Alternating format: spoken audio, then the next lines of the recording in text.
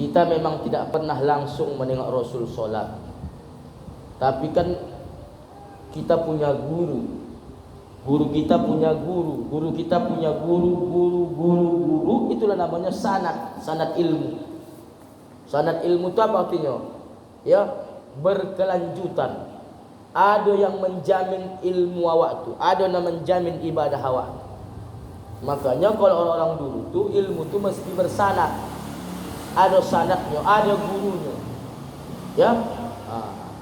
Guru kita tabi'in, ulama salafus soleh, ya, sahabat Nabi, ya, nyambung kepada Rasulullah SAW, dan yakin serta percaya kita bahwasanya apa yang kita laksanakan hari ini, ya, wabil khusus solat yang kita laksanakan ini, kita yakin dan percaya itulah yang dicontohkan oleh Rasulullah SAW. Walaupun kadang berbeda pandangan, berbeda pemahaman. Ya, sama. Saya kasih contoh. Ada hadis yang mengatakan ketika Rasulullah bangkit dari i'tidal mau sujud, sebagian ulama mengatakan, kitab-kitab mengatakan, Rasul itu duluan mencocahkan lututnya. Termasuklah ini kajian ahli sunnah wal jamaah. Sebagian mengatakan ketika bangkit dari i'tidal Rasul duluan meletakkan tangannya. Itu dia ya. Ini dia ya. Sami Allahu liman hamidah, Rabbana lakal hamd. Ada yang bilang Rasul gini. Ada yang bilang Rasul lutut dulu baru tangan. Jadi mana yang kita ikut Ustaz? Ini hadis ini tidak kita jelaskan. Ini kan manusia ini kan ada kekuatan fisik, ya.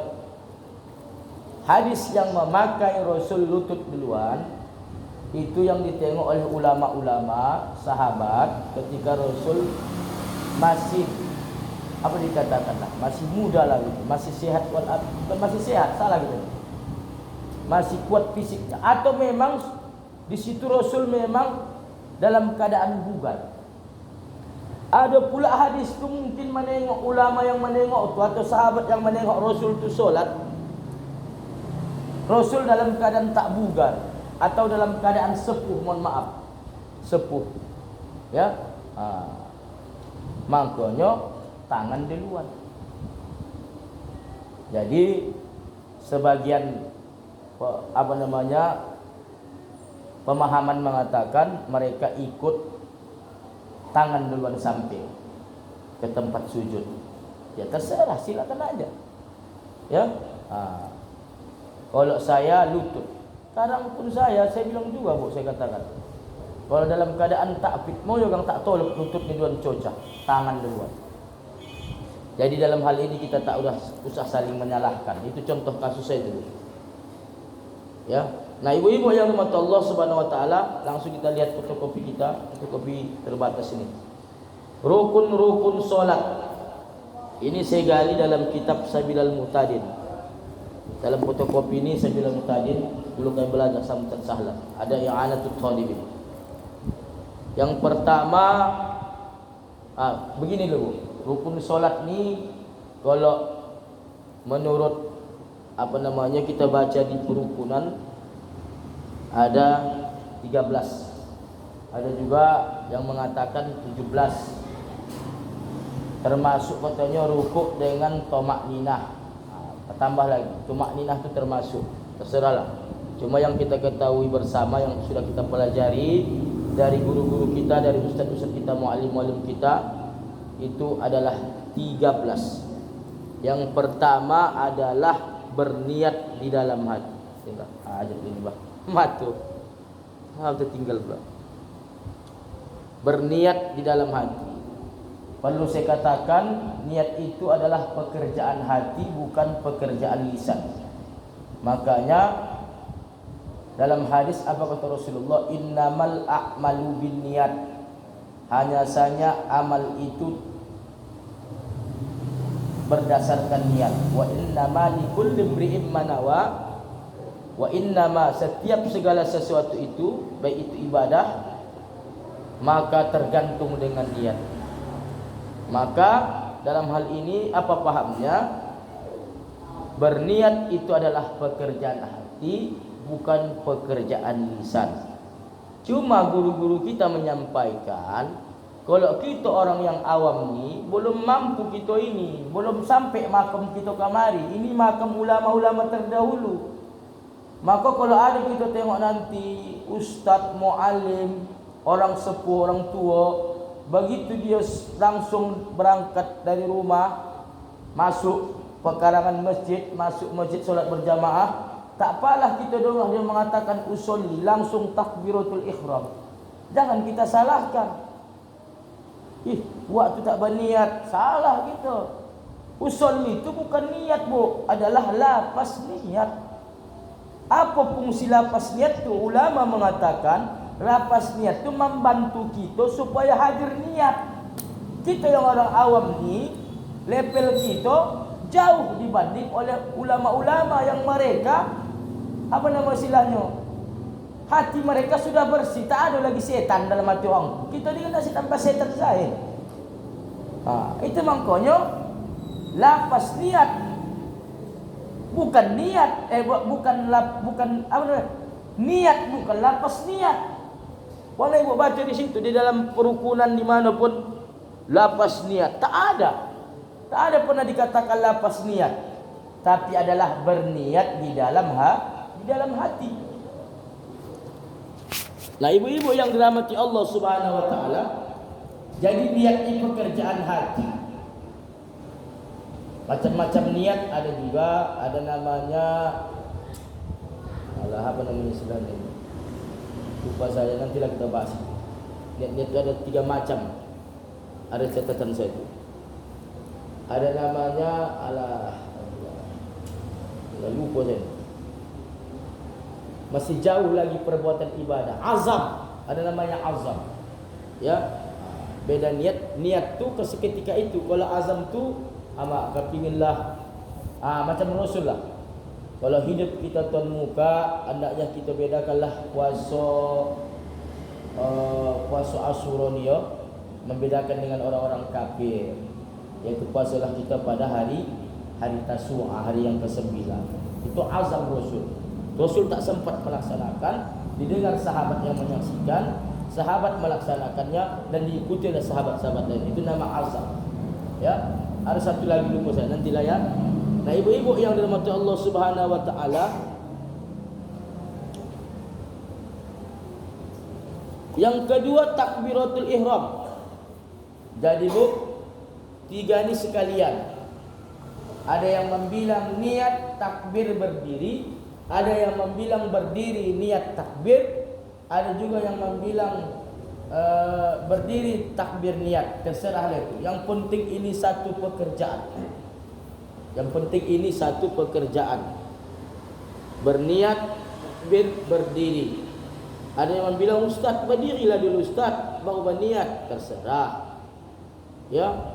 Ada yang membilang berniat dulu ustaz baru berdiri. Tahu?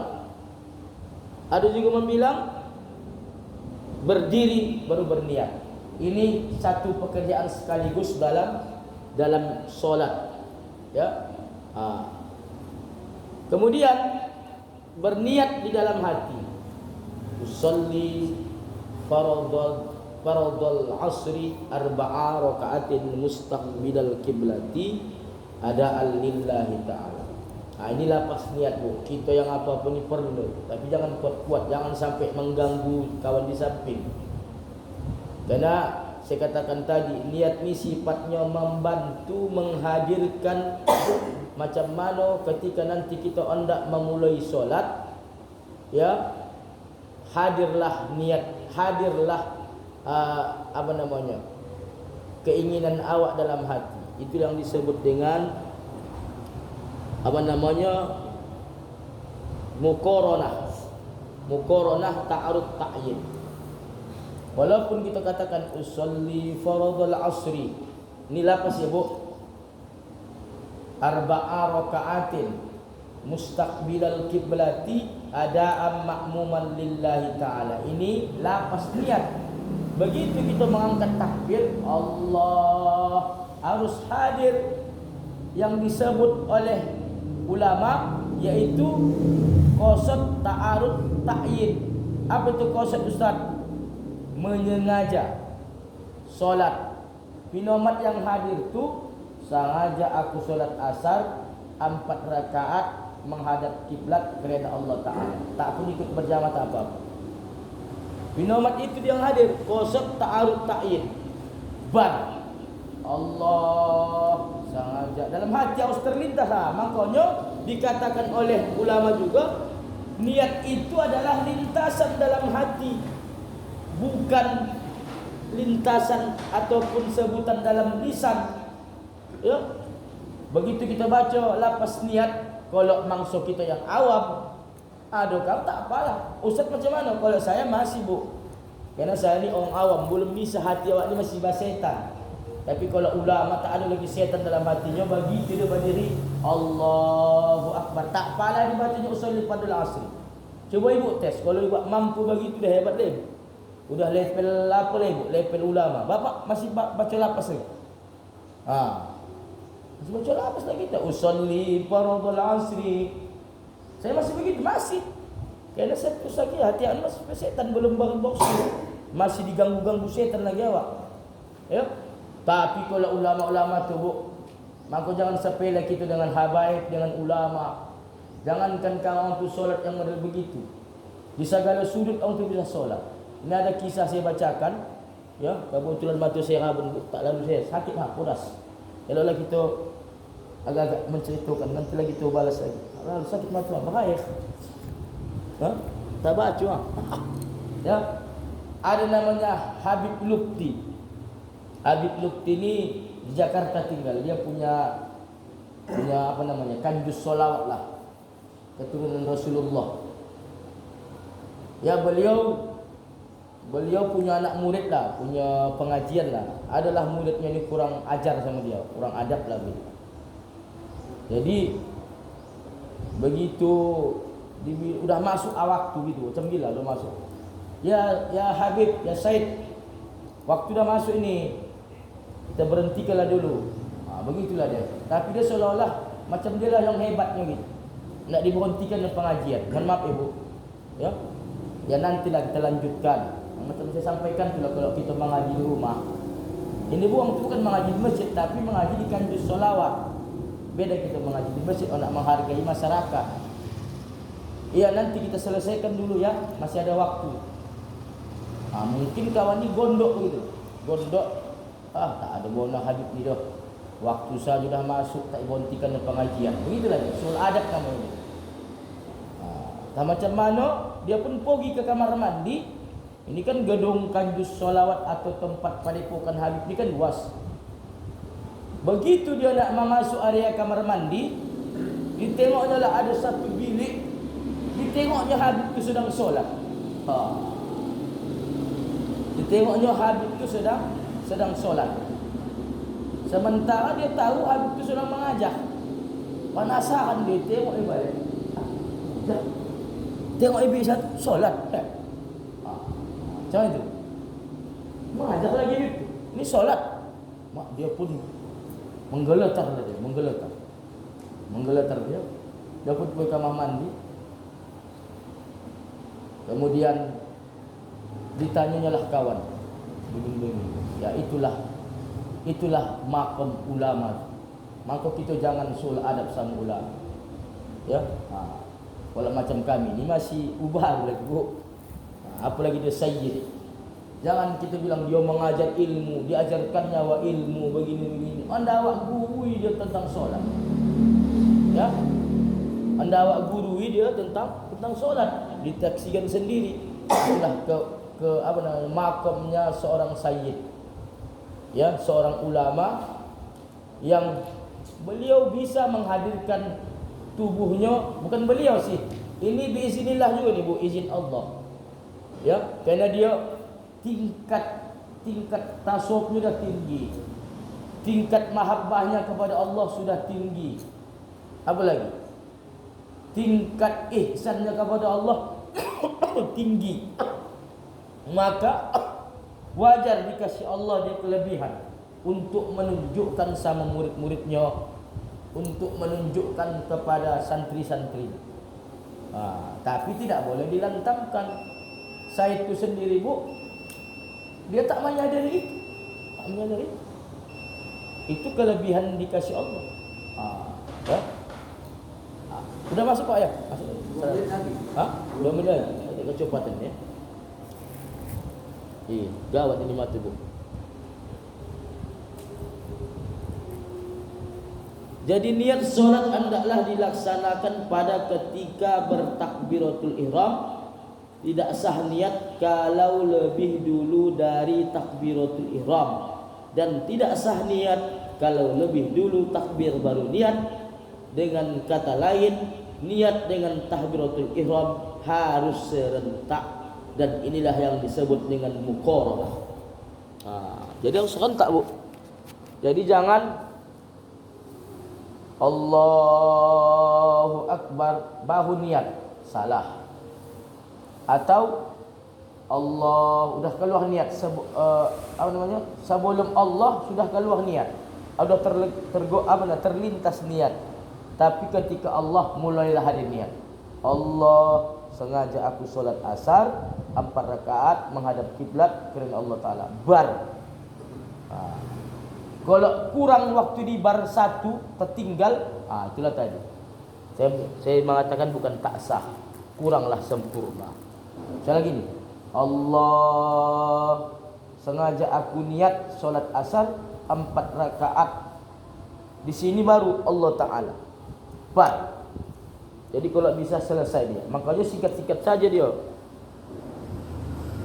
Kemudian, dan yang paling bagus sekali tidak ialah muqaranah kamaliyah.